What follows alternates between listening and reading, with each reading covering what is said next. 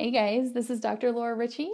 I'm a certified women's health and functional nutrition coach and doctor of physical therapy, and I'm here this week for our self-care Sunday, and you guys are joining me in my bathroom, and we're going to talk about constipation and the pelvic floor and proper toileting techniques and what we can do to help prevent hemorrhoids and urinary incontinence or leakage or anything like that, because it has a lot to do with how we're going to the bathroom. So we're going to talk about a bunch of different things.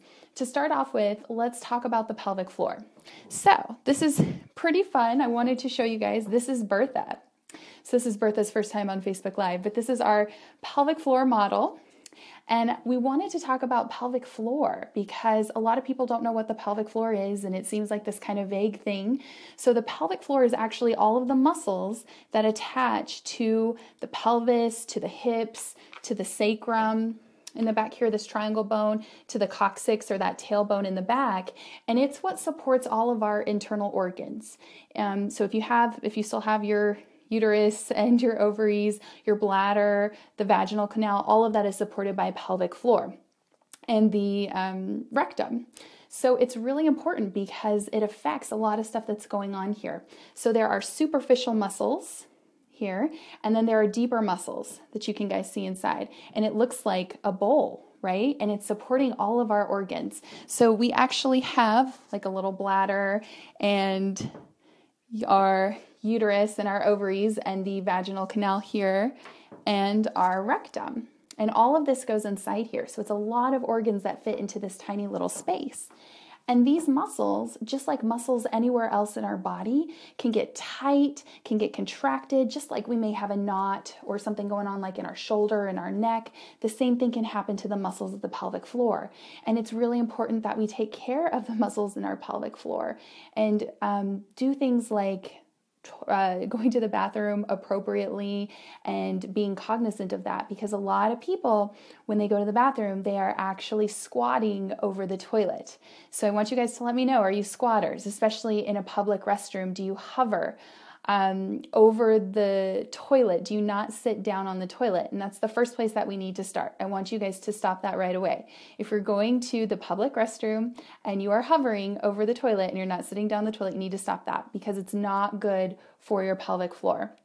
You could use the paper covers that they have. You could make a little spray. This is my little spray of On Guard and water. We say On Guard smells like Christmas and cleans like bleach. You can squirt down the toilet seat and wipe it off if you want, but I need you guys to sit on your toilet because it's really important for the pelvic floor. Because when you're hovering, you're telling your pelvic floor to contract, and in order to go to the bathroom, it's got to be able to relax. So first and foremost, sit on the toilet.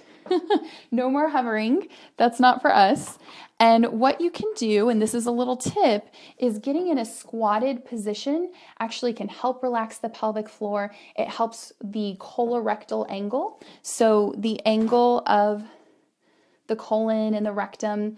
If you're sitting, it's going to be one way, and if you're in a squatted position and relaxed, it's going to allow for you to completely empty your rectum. So a lot of people, maybe when they poop, they don't feel like they can completely empty or that they still have a little bit left there. So this can also help with that. And we're going to talk about constipation too. Hemorrhoids. That's another thing. We need to be in a proper position when we go to the bathroom. So I'm going to show you guys, I'm going to lower my camera here so that hopefully you guys can kind of see my feet and see I have a squatty potty here. So this is something that you could get. You can get it on Amazon. You can get it at Target. They have these squatty potties. So this is like a little stool that slides under your toilet that you can pull out when you need to, and then you put your feet on top and you're in a squatted position. So you guys will notice that my knees are going to be higher than my hips. And this is what's going to allow your pelvic floor and that colorectal angle to be improved and relax the pelvic floor so that you can completely empty when you're having a bowel movement. So this is a nice tip. I'll post a link here. You can get these at Amazon, or I've seen them at Target, but this is a really good option. So you want to do that first and foremost, be in that squatted position.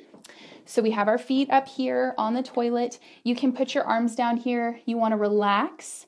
So when you're going to the bathroom, when you're having a bowel movement, you want to completely relax your pelvic floor. You also want to not be pushing, straining on your cell phone. And that's actually a big problem. We need to relax. We need to do our deep breathing. You can put your arms on your legs to get in that squatted position and just relax. You don't want to force. You don't want to do a Valsalva. You don't want to hold your breath. Not good. That's going to put more pressure down on your pelvic floor. And this is an area a lot of women, when they go through childbirth and they have a baby, they may have issues with their pelvic floor if they tear or have an episiotomy or something. So this can really help.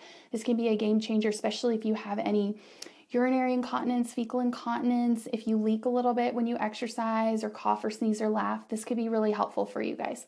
So you want to keep your arms here. You want to kind of relax into that squatted position and don't push or strain. It's really important. Take some deep breaths. Almost think of those muscles in the pelvic floor as getting heavy and relaxing, and don't force anything. And this is one of those reasons we want to listen to our bodies, right? When we have to go to the bathroom, go to the bathroom. This is one of the reasons why nurses and teachers have the highest rate of incontinence, because they can't always get to the bathroom when they need to. So this is really important too. A good time for us to cue in, listen to our body, be responsive of all that stuff too. We're back. More fun wireless connection issues. So important to listen to your body with this and cue in. So we're going to sit, we're going to get in a squatted position, we're going to relax, and we're not going to push or strain when going to the bathroom. And this can be a game changer for you guys. So I really want you to try this. Now, we need to talk about poop. And I know it makes people really uncomfortable when we talk about poop, but it's really important for your health, guys. So you should be having at least one bowel movement a day. Ideally 2 to 3 well-formed bowel movements that look like snakes, not little pellets. That's not good. That's constipation.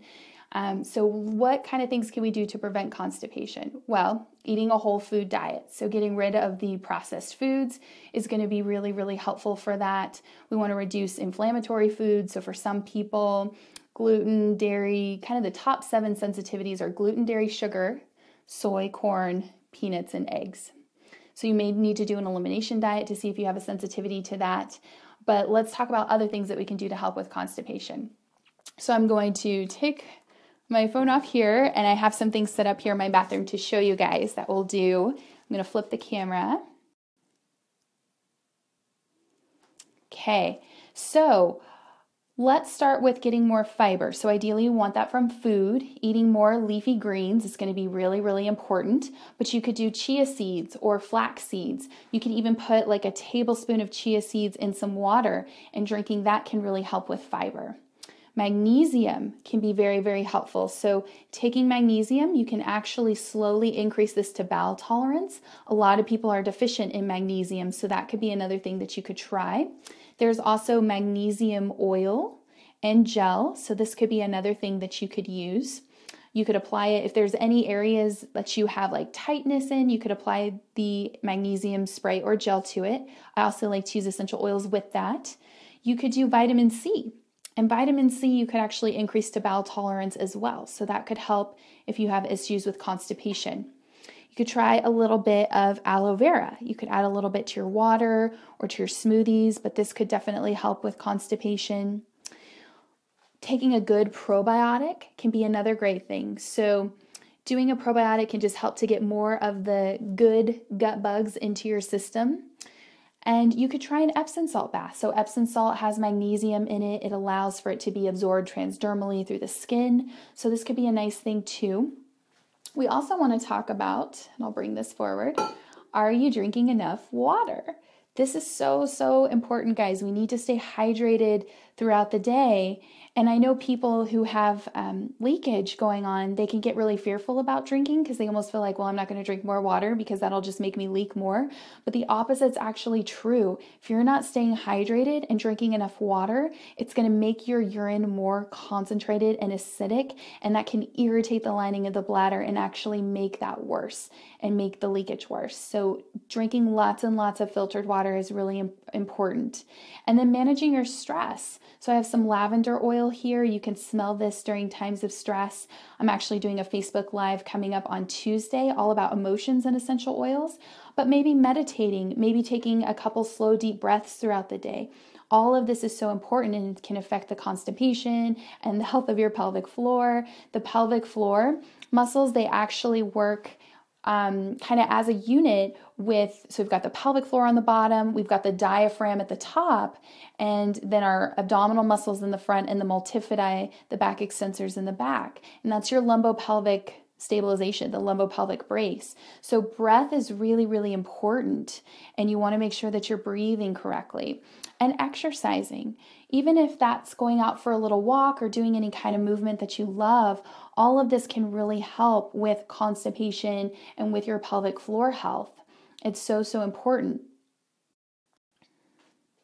So if you have any food sensitivities, that can be an issue. And oftentimes with pelvic floor issues, it's never just the pelvic floor. Oftentimes people may have IBS or constipation or diarrhea or all of these things. And as you guys can see, there's a lot that is in that little bitty space with the pelvic floor. So we need to address all of that and look at that, because chronic constipation can cause a strain on the pelvic floor, can cause issues with that. It could irritate the pudendal nerve. It could cause those pelvic floor muscles to spasm. So here's just some tips and tricks to try to work on to improve your pelvic floor health and decrease constipation. There may be a need to see a pelvic floor PT.